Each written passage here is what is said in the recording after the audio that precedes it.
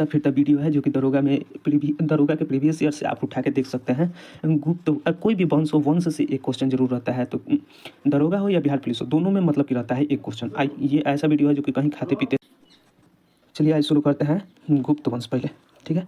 ये खाते पीते कहीं भी आप वीडियो देख सकते हैं। गुप्त वंश की स्थापना किसने किया, ठीक है। पहले गुप्त वंश के बारे में, गुप्त वंश की स्थापना किसने किया, श्रीगुप्त ने, ठीक। उसके बाद गुप्त वंश के प्रथम महान शासक कौन हुए, तो चंद्रगुप्त प्रथम। चंद्रगुप्त प्रथम को क्या कहा जाता है, महाराजा धीराज की उपाधि के धारण किया गया था इन्हें सब। इसने गुप्त संवत की शुरुआत भी किए थे। चंद्रगुप्त प्रथम के उत्तराधिकारी कौन हुए, तो समुद्रगुप्त हुए, ठीक है। उसके बाद समुद्रगुप्त को भारत का नेपोलियन एवं कविराज की उपाधि धारण किए थे, ठीक। इसने परम भागवत की उपाधि को धारण किए थे। इसके दरबार में प्रसिद्ध कवि जो थे हरिसेन रहते थे, ठीक।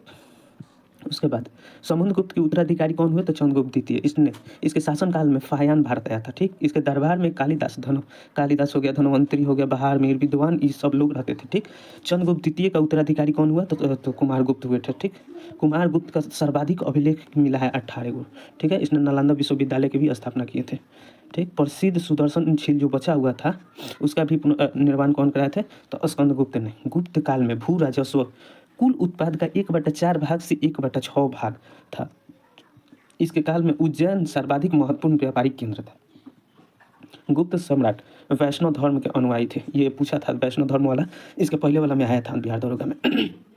उसके बाद विष्णु के वाहन गरुड़ गुप्त शासकों के राजकीय चिन्ह था, ठीक है।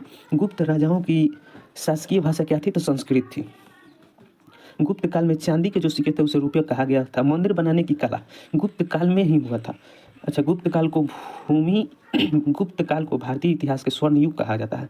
अंतिम गुप्त शासक कौन हुए, तो विष्णुगुप्त हुए। उसके बाद आइए चोल वंश की स्थापना कौन किए थे, तो विजयालय ने। इस वंश की राजधानी कहाँ थी, तंजौर थी।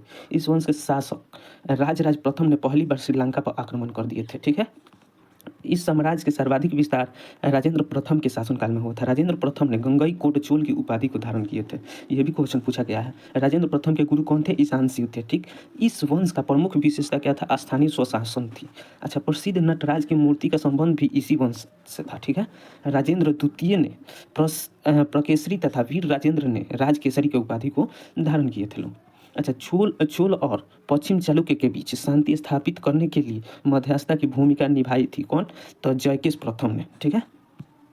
उसके बाद राजराज प्रथम ने तंजौर में राजराजेश्वर का शिव मंदिर बनाया था, ठीक है। चोल प्रशासन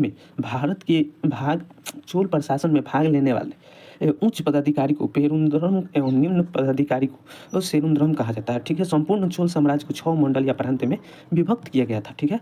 चोल काल में भू राजस्व का 1/3 भाग हुआ करता था, ठीक है। ब्राह्मणों को दी गई कर मुक्त भूमि को चतुर्वैदिक मंगलम कहा जाता है। चोल काल के में कंजुल सोने के सिक्के थे। चोल काल में कंजुल सोने के सिक्के कहा जाता था, ठीक है।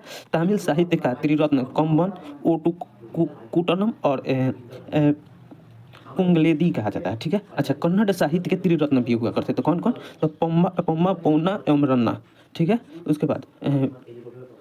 इसके बाद विष्णु के उपासक आलावार हुए, जबकि शिव के उपासक